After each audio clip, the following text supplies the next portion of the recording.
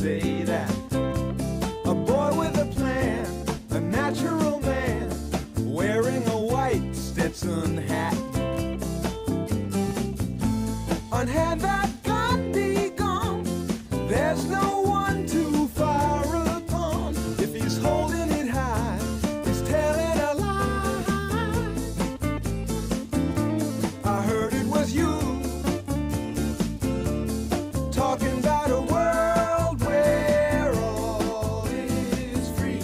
It just couldn't be, and only a fool would say that. The man in the street dragging his feet, don't wanna hear the bad news. Imagine your face, there in his place, standing inside his brown shoes. You do his 9 to 5, drag yourself home half alive, and there on the screen, a man with a dream. I heard it was you talking about a world where all is free. It just couldn't be, and only a fool would say that. Anybody on the street has murder in his eyes. You feel no pain, and you're younger than you realize. Only a fool would say that. Only a fool.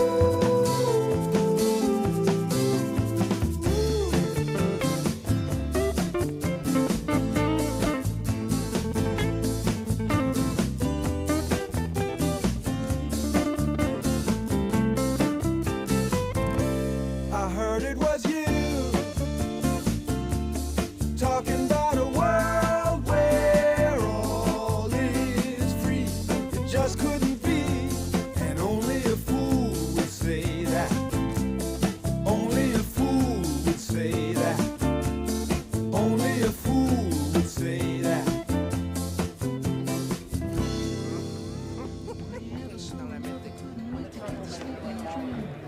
About the one which was there inside you. In the past few days I've grown, love the giggles on the phone and how it hurt so nicely. And from the first time that I saw you, had I known you better then, I would have said those 3 old words. And from the first time that I saw you, had I known you better then. Now I'm gonna move away, another town, another crazy day. I wanna stay and maybe hang around you. Call it luck, call it fate, call it a shame that we have met so late in love, so lively.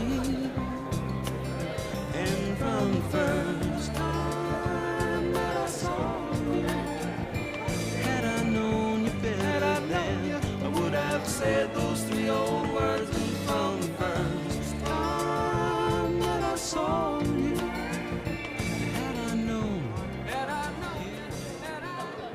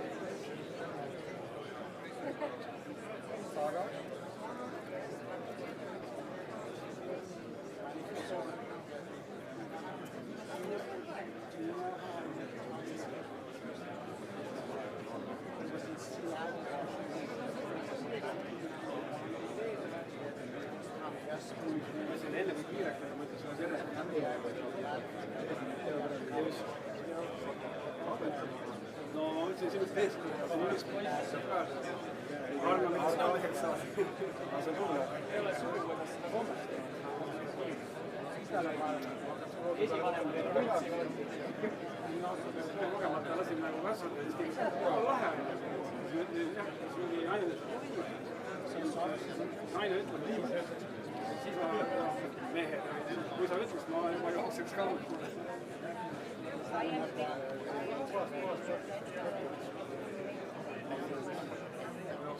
Välisministriga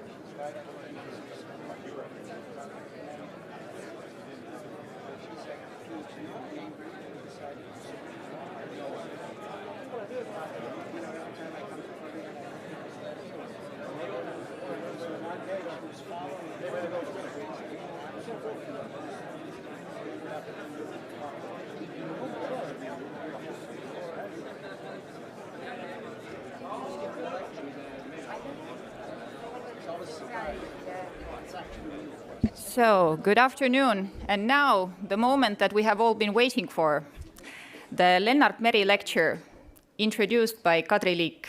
Please welcome.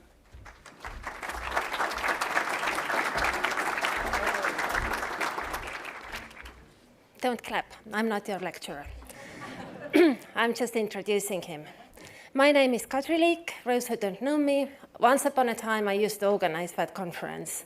Now, thankfully, I have earned the right to be the guest. That is a lot nicer. It is my pleasure to introduce our keynote speaker, Lennart Meri lecture today. As you all know by now, all Estonians, of course, are experts on Russia. That's entirely true. We are, all without exception. But then there are some, very few, who actually truly are. And one of them will be our speaker today. This is Lauri Mälksoo, professor of international law from Tartu University. He has made Russia and Russia's concepts of international law his passion and profession, his topic of study. As a wannabe Russia expert myself, I have enormously benefited from Lauri's expertise. His works have helped me to understand Russia's behavior on multiple issues. For instance, it was Lauri who, at least to me, spelled out the truth that Russia actually likes the international law of 1945. Russia has a problem of European regional international law, as it has been since 1990. Post-Cold War international environment where human rights are seen as supreme to rights of countries, but gave rise to concepts such as responsibility to protect, human rights protection, so forth. And that is something that Russia was actually not entirely against when these concepts were first born. I have talked with members of Soviet delegation who negotiated Charter of Paris in 1990. They said they were fine because they were hoping that their country would not have problems with human rights in the future. But as it started having those problems, these concepts became very hard for Russia to digest. Whereas the international law of 1945 that prioritized big countries and gave them rights over smaller ones, that worked very well for Russia, at least until 2014, when also these concepts that are enshrined in UN Charter became uncomfortable for Moscow, for reasons that we know. Or also the concept of vassal states was something that I learned about from Lauri, how in Russia's view, all smaller countries are vassal states, just a question of whose vassals they are. For Russia, sovereignty is not a right, but a question of capacity. If you are a big state, you have capacity for sovereignty. If you are small, you do not have.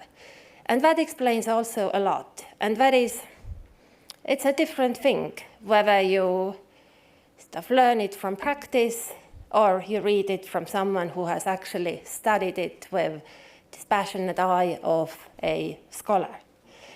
And Estonia is, of course, a good place to study such things. We have extensive legacy in Russia's foreign policy history.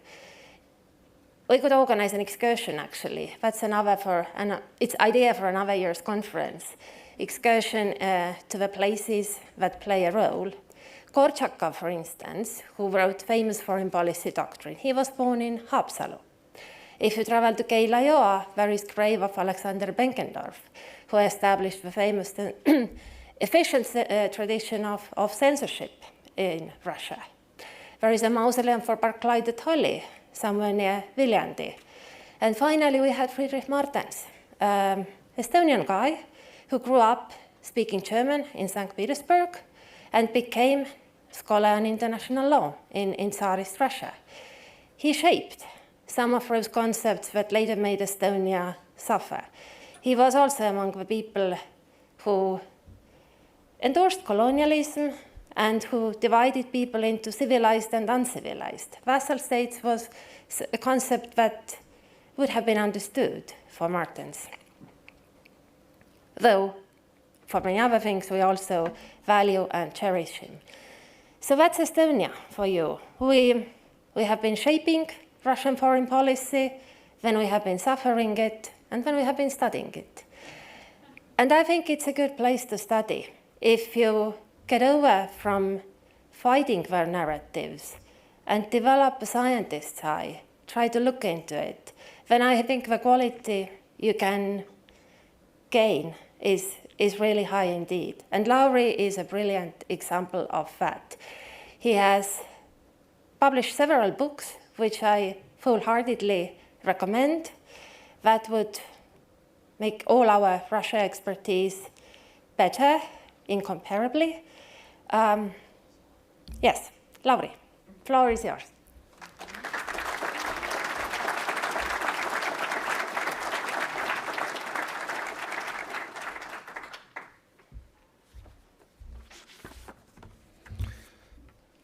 Mr. President, honorable members of the family of Lennart Meri, distinguished guests. It is, of course, a great honor and privilege for me to be chosen for this very, very remarkable role of giving the Lennart Meri lecture.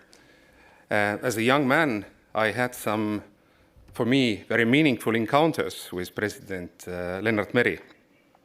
In Estonia, we have a tradition that graduates of universities who graduate with distinction are invited to a festive gathering in the Rose Garden of the President's Palace in Kadriorg.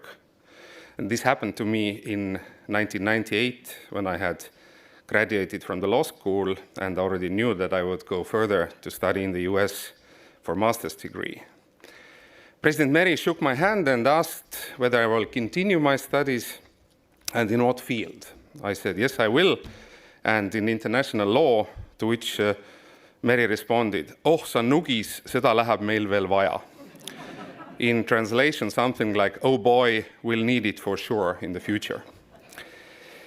The we in that context was probably Estonia, but in today's world, this we will need it can already be extended to the world as a whole, because it has unfortunately become uncertain to what extent international law still serves as a barrier against aggressive wars. My second encounter with President Meri was when he as president came to a state visit in Berlin in about 2000, when I was a PhD student at Humboldt University. I could observe how well Meri got along with Boris Meissner, who was a Baltic German scholar who had written his dissertation in his dissertation in 1956 that as the Baltic states had been illegally occupied and annexed by the Soviet Union, they had not lost their state continuity in international law. And as Lennart Meri was a writer, remember his book Silver White, he had a charismatic way of taking international legal ideas and expressing them in a beautiful, succinct language. For example, he wrote that during the Soviet annexation period, the Baltic states found their last refuge in international law. He also called the state continuity thesis a foundational state philosophy of Estonia's post-91 independence period. On a state visit to Slovakia, Meri was asked by a journalist what he thought about the successful nuclear tests of India and Pakistan. Meri quipped that a nuclear weapon of small states is international law. In Estonia, we sometimes debate about the meaning and seriousness of this sentence and metaphor. Meri did not develop it further in his speeches or writings, so maybe it is not correct to treat this sentence as some sort of manifesto or article of deep faith. The sentence is certainly true from small states when we replace is with should be. We want and need international law to play that role. In my today's lecture, I will develop further a theme from a well-known episode in the life of Lennart Meri. In February 1994, Meri gave a speech in Hamburg City Hall at the old and traditional Mattia Malt site, in which he warned the West about the rise of neo-imperialism in Russia. He particularly pointed out that in the post-Soviet space, Moscow continued to use the tone of formal imperial master. Meri said in this speech in 1994, I quote, "Who wants today to really help the Russian state and the Russian people should consistently convince the Russian leadership that the time of imperialist expansions is over." The Hamburg speech became known in the annals of diplomatic history primarily because St. Petersburg's deputy mayor, who was in the audience, could not take Meri's message and stormed out of the hall during his speech. His name was Vladimir Putin. A lot was done to accommodate Russia in Europe over the 1990s and 2000s. There was the hope of Wandel durch Handel, and the country was accepted as member of the Council of Europe in 1996.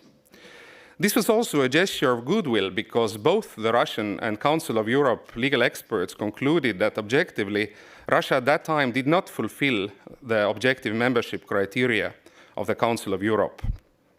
To an extent, the question of imperial attitudes, which Meri raised in his Hamburg speech, was consciously pushed aside in European interactions with Russia. However, even in the Council of Europe context, in the European Court of Human Rights, Russia's many cases concerned its imperialist legacy and continued reality. Moscow regaining control over Chechnya in an armed conflict, pro-Romanian Moldovan politicians being tortured in Transnistria, war crimes and even accusations of genocide in the Soviet-annexed Baltic states, later also followed by the large interstate cases of Georgia versus Russia and Ukraine and the Netherlands against Russia. Maybe restrictions to freedom of speech and freedom of assembly in Russia were also a side effect of that renaissance of imperial thinking in Russia, as the rulers felt that dissent weakens the national unity and grandeur. The language of human rights protection failed to address the actual elephant in the room, which was that because of its imperialist legacy, Russia saw and constructed for itself these situations, often rooted in the history, entirely differently. In 2000s, a series of Russian stamps were issued, which celebrated various regions of Russia and how many hundreds of years ago they voluntarily became part of Russia. This is a widespread trope, a truth which has been inherited and accepted without critical knowledge or thinking. In the center of the capital of Kyrgyzstan, Bishkek, there is a monument from 1974, Friendship Monument, which celebrates 100 years of the voluntary unification of the Kyrgyz people with Russia. However, already nowadays, when you visit the National Historical Museum of Kyrgyzstan nearby, you can learn from the exposition that some of the events which lead to the expansion of the Russian Empire there in 1874 were not so voluntary at all. They were imperial conquests. The Russian Empire used in Central Asia classical colonialist blueprint. The rhetoric of Russian mission civilisatrice was used, and the Central Asian khanates were either conquered right away or made protectorates first. Recently, I published a book which discusses the history of international law in Russia and the Soviet Union from the perspective of imperialist ideas and practices. It's called Russia, the Soviet Union, and Imperial Continuity in International Law. And this made me think that there is nowadays a lot of talk about the imperialist past of international law in scholarly circles as well. But mostly, the examples discussed focus on West European empires, and perhaps to an extent also certain periods in the history of the United States. It is necessary to reflect on why Russia's imperialist history is often left out from these Western discussions on imperialism in the history of international law. And there may be several reasons. One is that there is a certain conflation in some minds between the concepts of imperialism and colonialism. As a rule, Russia did not declare its conquests colonies, it declared them right away part of Russia. Furthermore, we can see here the importance of the Soviets on how these things have been framed. Vladimir Lenin offered an influential definition of imperialism as the highest stage of capitalism. Thus, by being anti-capitalist, the Soviets also understood themselves as anti-imperialist power. Others were imperialists, the Soviets were always just liberators. The Soviets also formally endorsed the principle of self-determination of peoples and referred to it in several peace treaties, including with Estonia in 1920. However, the case of Georgia was quite illustrative. The Soviet-Russian-Georgian peace treaty was concluded in May 1920, referring to Georgia's separation based on self-determination. But already in February 1921, Soviet Russia, with the help of Georgian Bolsheviks, conquered the Georgian Democratic Republic anyway. The Soviet Union vehemently portrayed itself as anti-imperial power, a power in which imperialism was finished in 1917. At the Bandung Conference, or in the UN debates in 1960, the Soviet Union insisted that it was by definition on the same side with oppressed peoples, victims of colonialism. But this rhetoric hid well the fact that the Soviet Union was a specific, constitutionally reformed Russian empire. While Soviet Russia initially lost territories in the West after World War I, it gained further territories in Central Asia when it Sovietized and annexed the previous protectorates of Khiva and Bukhara. Moreover, even the notorious Molotov-Ribbentrop Pact of August 1939 can be understood as Moscow's determination to regain lost Tsarist territory: Finland, parts of Poland, the 3 Baltic states, and Bessarabia, which is largely the territory of today's Republic of Moldova. The Soviet international discourse attacking Western colonialism differed from the domestic one held in the Russian language. While Khrushchev was giving a speech at the UN in 1960, in which he argued that Russia had finished with imperialism and colonialism already in 1917, Soviet legal journals such as Sovetskoye Gosударство и Право, Soviet State and Law, published texts which justify the history of expansion of the Russian state to Siberia, Central Asia, and so on. The authors of such articles argued that these people integrated in the Russian Empire in the 19th century could consider themselves tremendously lucky that they got to establish a close contact with a culturally higher Russian civilization and got to be part of a big and powerful state. With respect to Soviet republics, although the Soviet Union was a highly centralized state, Soviet lawyers and diplomats developed a doctrine that Soviet republics were all sovereign states. The main aim of this doctrine was to quiet their actual pursuits for autonomy and self-determination, including linguistically and culturally.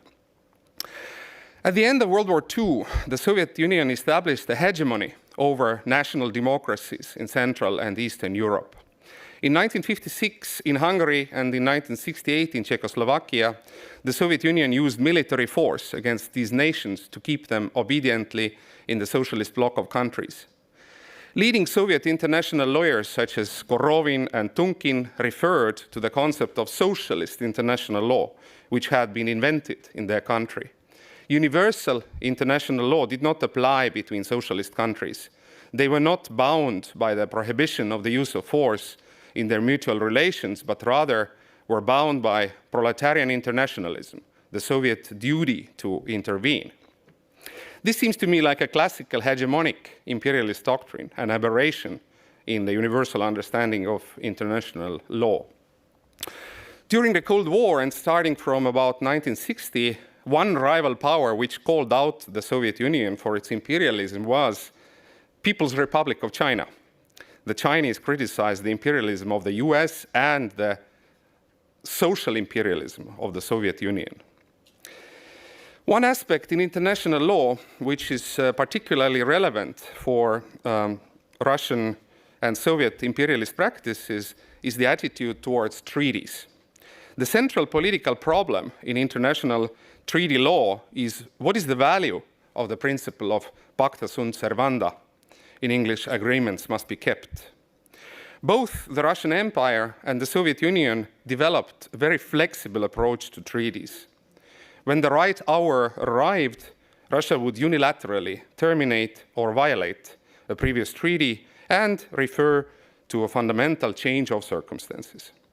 This point on treaties also demonstrates the relevance of the history of international law and its legacies, because exactly that happened vis-à-vis Ukraine, starting from 2014 with the illegal annexation of Crimea. The Russian Federation had previously accepted in treaties Ukraine borders of 1991, not just in the Budapest Memorandum of 1994, but also in a bilateral border treaty of 2003. The unilateral invasion and annexation of Crimea was a violation of previous treaties, as is the current post-22 attempt to annex further Ukrainian territories. In key junctures of history, Russian and Soviet international lawyers highlighted that treaties were flexible and fundamental change of circumstances, or as lawyers call it in Latin, clausula rebus sic stantibus, can bring the previous treaty to an end if only one party wants it. In the earlier centuries, Muscovy started two major wars to gain control over what is today known as Estonia and Latvia. When Muscovy started the Great Nordic War in Narva in 1700 against Sweden, it also faced the imagological problem that Sweden and Muscovy had concluded several treaties over the 17th century, confirming their mutual border as final. However, by starting the war in 1700, Muscovy challenged that border anyway. The first original Russian publication related to international law is from that very period. Peter the Great's diplomat Pyotr Shafirov's justification of Muscovy's action against Sweden. Previous treaties were circumstantial. They were concluded by a weak Tsar. Circumstances had changed, and therefore the principle of pacta sunt servanda did not prevent Muscovy from doing what it was doing. That was the essence of Shafirov's argument. So the first ever Russian text on international law and treaties, and arguably also the first ever Russian text translated in English, by the way, was in reality a justification of conquest and an argument why the previous border treaties with Sweden could be neglected by Muscovy. In Estonia, as Kadri Liik kindly pointed out, we indeed honor the memory of Friedrich Martens, who was Tsarist Russia's leading international lawyer before he died in 1908, I think. Martens was born in Pärnu and lived there the first 9 years of his life. But in reality, he was also an imperial thinker on international law. He criticized the nascent right of peoples to self-determination, but also argued that a great power could terminate treaties unilaterally. This also corresponded to the practice of the late 19th century Russian Empire. Namely, in 1870, Russia terminated unilaterally certain conditions of the Paris Peace Treaty, which had ended the Crimean War in 1856. And indeed, voila, the other man from Estonia, Gorchakov, was the foreign minister who proclaimed that change of policy. Now, coming to the Soviets, although Soviet jurists criticized Tsarist Russia heavily from the class position, they did not change the approach to international treaties. Leading Soviet international lawyers of the interwar period, Korovin and Pashukanis, continued the earlier line of Martens and insisted that treaties reflected the balance of power. Each time and fundamental change of circumstances enables to determine an earlier agreement. Soviet Russia concluded the Brest-Litovsk peace treaties with Imperial Germany and Ukraine in March 1918, but already in November, Soviet Russia denounced these treaties unilaterally. Lenin has said about it that we cave territory to gain time. In that sense, the conclusion of the secret protocols of the Molotov-Ribbentrop Pact in August 1939 also demonstrated Soviet Russia's approach to international treaties vis-à-vis its border states of Finland, Poland, Estonia, Latvia, and Lithuania. In this sense, I characterize this approach as imperial and imperialist. Of course, as I'm a scholar, I must say in all fairness that Russia has not been the only imperial power in the history of international law. So this must always be taken into account. A lecture could be held about the effects of the US Monroe Doctrine in the history of Latin America during various decades, but also about the Chinese historical thinking about tributary states in China's vicinity. Nevertheless, it is important to highlight that Russia has been a part of this imperialist history, and the fact that the Soviet Union understood itself as an anti-imperial power was merely a somewhat successful camouflage in the context of international law. Perhaps Russia was the more successful empire than the British and the French ones, because ultimately it only fell apart in 1991. Parts of the former Soviet Union are only now starting to critically engage with their own history and realize that almost everything they had learned about the history of their own peoples and state formations in the past had been a part of the imperial construction and agenda. There is a certain irony, to start to wrap up, in the fact that the Russian Federation is very active and enthusiastic at the UN General Assembly level in issues related to the condemnation of colonialism. In December 2025, most Western countries abstained regarding the draft resolution on International Day Against Colonialism in all its forms and manifestations, but the resolution was adopted anyway. The Polish representative, who spoke also in the name of a number of European nations, both from the East and the West, pointed out the hypocrisy of the Russian Federation with its own history being a co-sponsor of such initiatives at the UN level. Perhaps more awareness and historical legal knowledge are needed in the world that this is indeed the case. My final thoughts go to the future of Russia. Not all Russian opposition members have understood or wanted to acknowledge that the root cause for the country is not just the personality of Putin or the system of governance which he created. My research shows that Putin has used tropes that imperially minded international lawyers in Russia talked about already in the 90s. For example, in Moscow Journal of International Law, Russian international lawyers discussed the idea that with the self-determination and the constitutional right to secession, the Bolsheviks laid a so-called slow impact mine under the building of the Russian Empire, something that Putin said later when he annexed Crimea. These lawyers, in their articles, they have argued that Belarus is obliged by treaty to form a genuine union state with Russia. And they have argued that the borders between former Soviet republics should not be hard, but flexible, transparent, so that no one gets to leave the imperial space in terms of movement of people and trade, but also in terms of security. So when imagining post-Putin's Russia at some later stage, whoever comes to the power, my first control question to the new elites would be, how do you see the legacy of the Russian Empire and the Soviet Union from the perspective of imperialism. If they would acknowledge that this has been a problem, I would see it as a good sign. In contrast, any talk of the liberal empire based on human rights and democracy would be an oxymoron, which, as the history demonstrates, end up with aggressions of the empire, but probably without much democracy or human rights. Thank you for your attention, or perhaps I should say, thank you for your attention to this matter.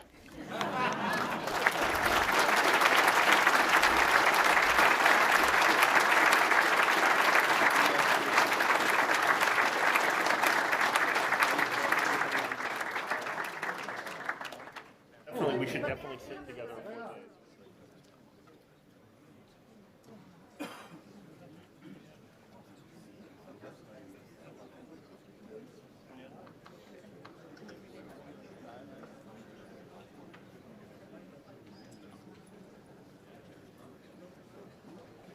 We're finito. No, ma c'è